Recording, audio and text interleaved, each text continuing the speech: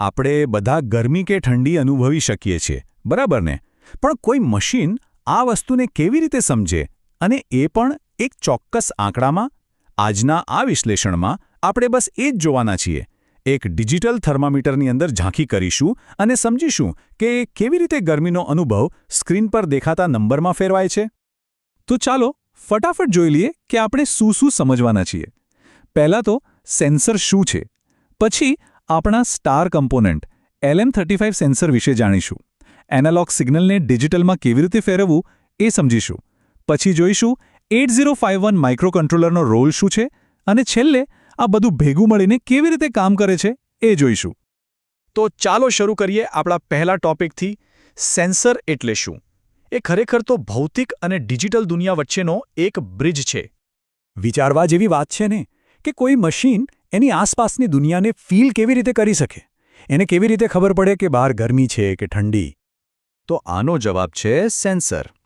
સીધી વાત છે, સેન્સર એક એવું ડિવાઇસ છે જે તાપમાન, પ્રકાશ કે દબાણ જેવી કોઈ પણ ફિઝિકલ વસ્તુને પકડી પાડે છે અને એને એક ઇલેક્ટ્રિકલ સિગ્નલમાં ફેરવી નાખે છે.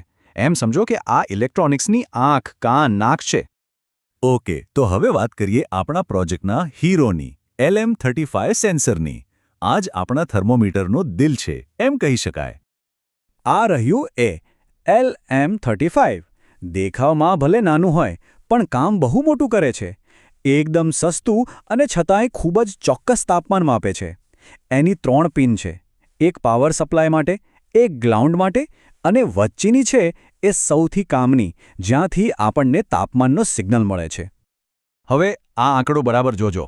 10 મિલીવોલ્ટ પ્રતિ ડિગ્રી સેલ્સિયસ. આ LM35ની સૌથી ખાસ વાત છે.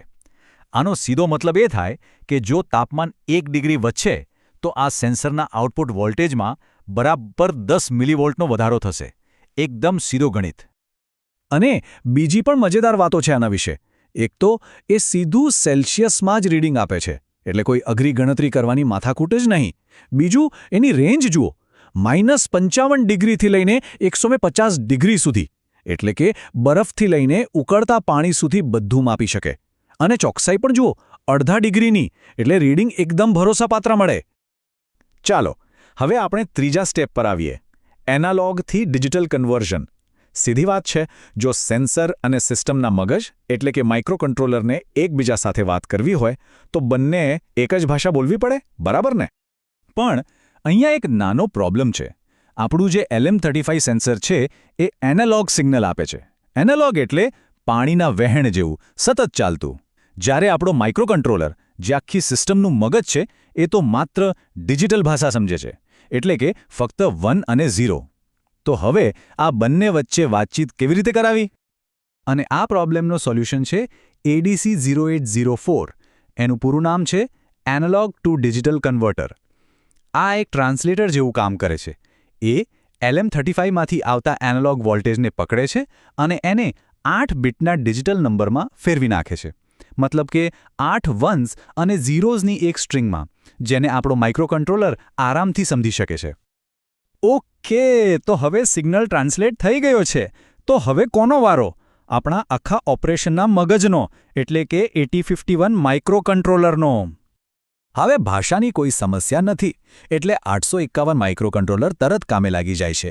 એ ADC પાસેથી આવેલો ડિજિટલ ડેટા લે છે, એના પર પ્રોસેસિંગ કરે છે અને પછી નક્કી કરે છે કે ઓકે, હવે આ માહિતીનું મારે શું કરવું?